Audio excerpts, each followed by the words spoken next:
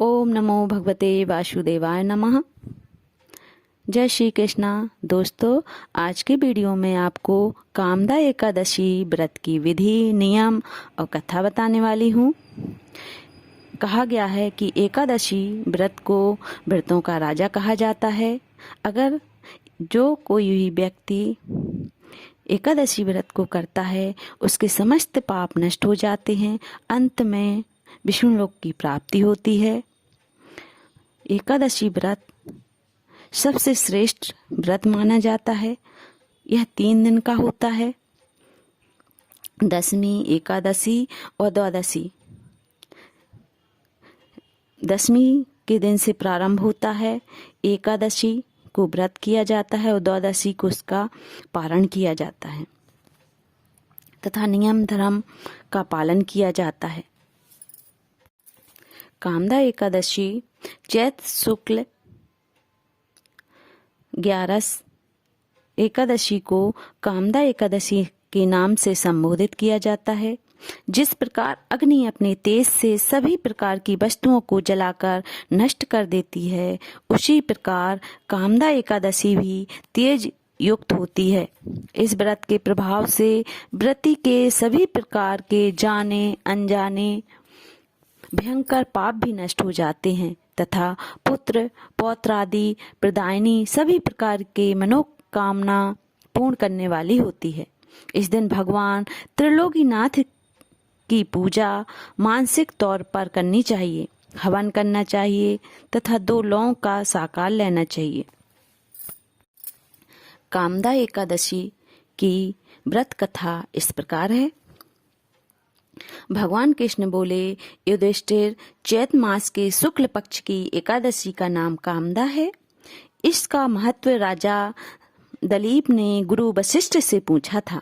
वशिष्ठ जी बोले, एक भोगीपुर नगर में पुंडरीक नाम का राजा राज्य करता था और सभी प्रकार से संपन्न था। उसकी सभा में गंधर्व गान करते थे, अप्सराएं नृत्य करती थीं। उनमें ललिता नाम गंधर्वनी और गंधर्व भी रहता था।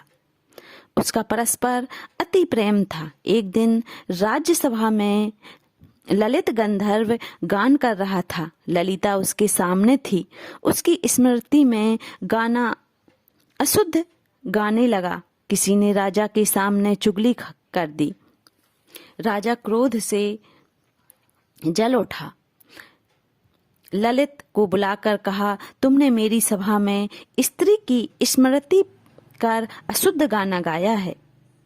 इस कारण मैं तुमको श्राप देता हूँ कि तू राक्षस बनकर कर्म का फल भोग तथा दर दर भटक। पुंडरीक के श्राप से ललित का मुख विकराल हो गया, भोजन मिलना मुश्किल हो गया, भूख से दुखी रहने लगा तथा उसका जीवन नरक से भी बदतर हो गया। उसकी स्त्री ने सुना तो वह भी वन में उसके पीछे पीछे चलने लगी, उसका साथ देने लगी। वह पतिव्रता स्त्री थी। वह पति का साथ नहीं छोड़ना चाहती थी। उस वन में श्रृंगी ऋषि का आश्रम था।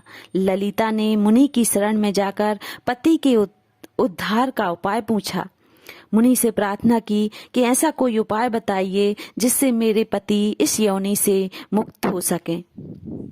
मुनि बोले, कामदा एकादशी का विधि सहित व्रत करके पति के अर्पण उसका फल कर दो तो निश्चित ही वह स्वर्ग को प्राप्त होगा। अतः ललिता ने कामदा एकादशी का व्रत पूरी सच्ची श्रद्धा भक्ति के साथ रात्रि को जागरण किया तथा दीप जलाए, प्रभु के गुण गाए, प्रातः ब्राह्मणों को दक्षिणा देकर भोजन खिलाया।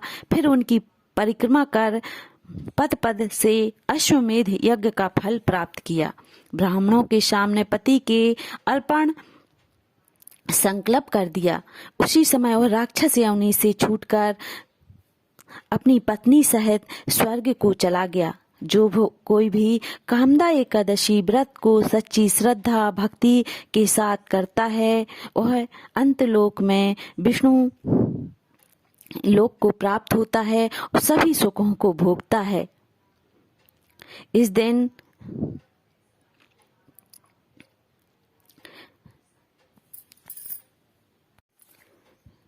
ओम नमो भगवते वासुदेवाय नमः। दोस्तों वीडियो कैसा लगा कमेंट करके ज़रूर बताएं।